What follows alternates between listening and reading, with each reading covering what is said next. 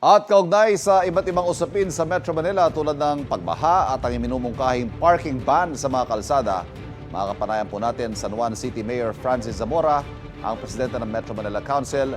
Mayor, good morning. Welcome sa Unang Balita. Good morning, Ivan, at maraming salamat po sa pag-imbita sa inyong programa. Simulan ko po, dito muna tayo sa mga pagbaha. Ang sabi nyo, kailangang i-reassess ang mga drainage system sa Metro Manila dahil luma na. Ano ho ba ang mga concrete plans natin towards this end? Yes, Ivan, nagkausap po kami ni MMDA Chairman Don Artes at in fact, the whole of last week, araw-araw kami halos magkausap.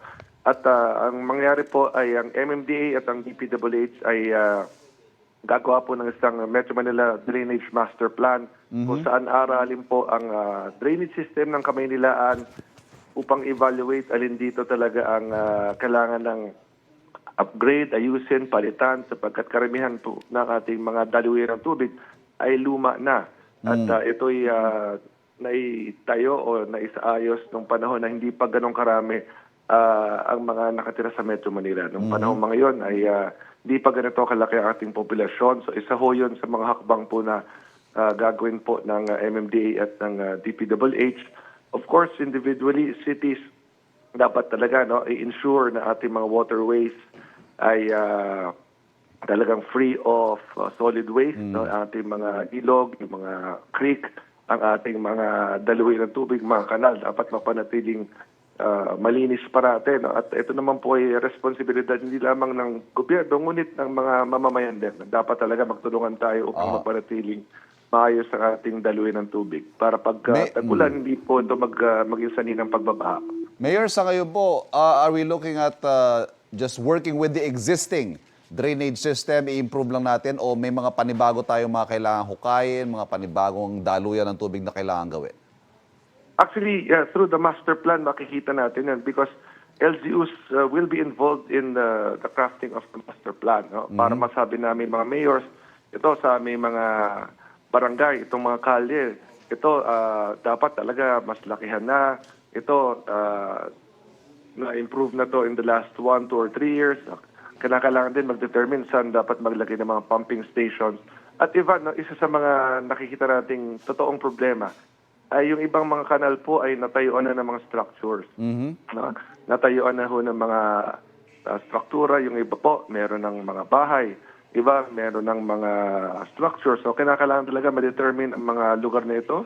We have to relocate residents who are living on top of drainage systems. Kung talaga natakpan na yung mga to at dahil dito ay di na makadaloy ang tubig, kinakailangan ilipat po sila, kinakailangan bigyan sila ng relocation at muling buhay ng mga drainage na ito na natakpan. So talagang maraming hakbang ang kailangan gawin, ngunit dapat talaga maging masigasig po ang ating pamahalaan upang tuluyan na pong maibsan ng problema ng pagbaba sa Metro Manila. Bukod po sa drainage system, Mayor, may iisang plano ba ang Metro Manila Council kung paano lulutasin ang problema ng pagbaha sa NCR? Halimbawa ho, just off the top of my head, maayos natin yung mga drainage, pero kung wala rin hong pupuntahan yung tubig halimbawa, hindi makapunta sa Manila Bay dahil puno na rin ang Manila Bay o dahil may nabago na sa profile ng elevation, etc. Yung mga ganung bagay ho ba?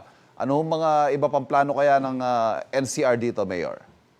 Yes, Ivan, that's why we will need the help of DPWH sapagkat sila po merong technical capacity to determine base sa magiging drainage master plan, saan ba ang labasan ng tubig. At dapat talaga maintindihan po ng bawat isa na iba-iba po ang sitwasyon na inaharap ng mga LGUs sa Metro Manila. Halimbawa sa Kamanaba, mas low-lying area po ito, mas mababang elevation, napapalibutan po ng Manila Bay. Iba po ang sitwasyon sa Marikina. Meron pong Marikina River na madalas ay talagang umaapaw. Pagdating naman po sa South, napapalibutan po sila ng Laguna Lake.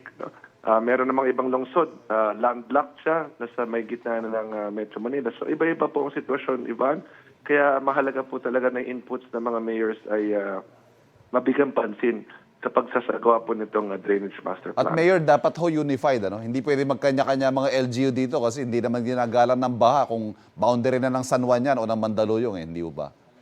Tama, Ivan, sapagkat yes, we are 17 LGUs but we are one metropolis.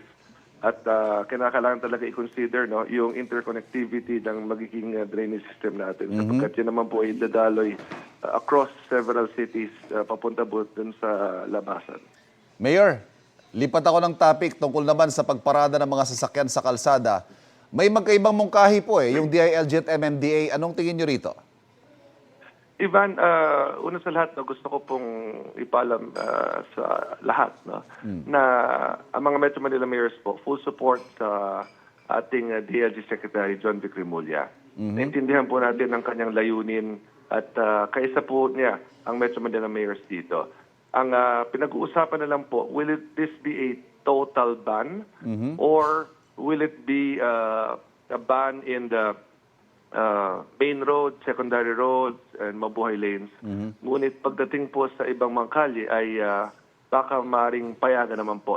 At ito naman po ang saloobin ng mga kasama nating mayors sapagkat nung kami po ay nagkaroon ng isang pagpupulong nung Biyernes, ay isa-isa ho kaming tinanong ni Secretary Remulla tungkol sa mga sitwasyon sa aming mga lungsod at base po sa mga binabanggit ng mga mayors kung total ban, at ako I agree with this po, kung total ban sa lahat ng kalye at all times, ang tanong po, saan po natin ipaparada ang mga libo-libong sasakyan na kasalukuyang nandito na sa Metro Manila? Saan ho natin to ililipat kung totally all roads ay bawal po paradahan?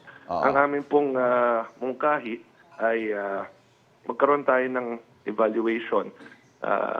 Hayaan po ang mga mayors na magbigay ng mga rekomendasyon. Alin sa aming mga lungsod ang dapat, yes, totally bawal pumarada.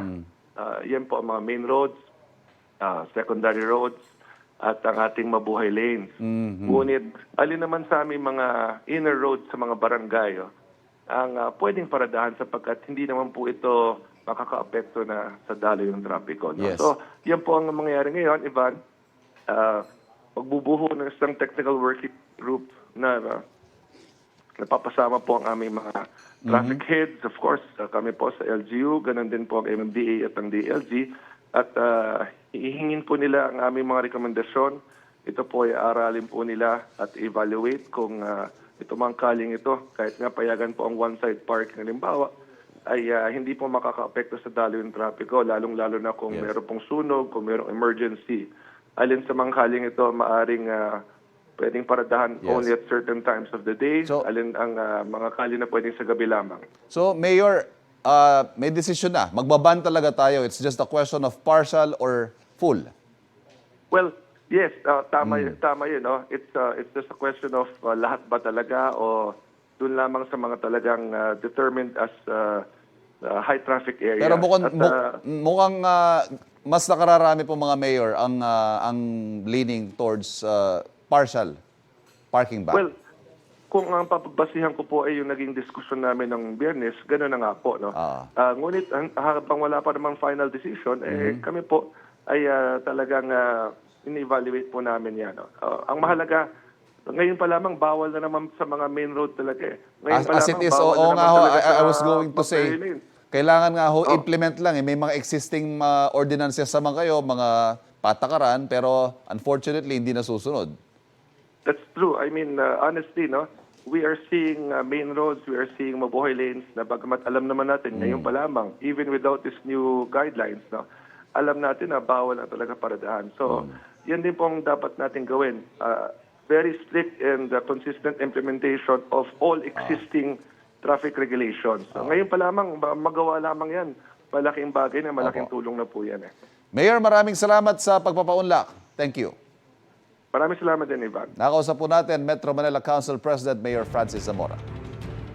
Kapuso, huwag magpapahuli sa latest news and updates. Mag-iuna ka sa balita at mag-subscribe sa YouTube channel ng GMA Integrated News.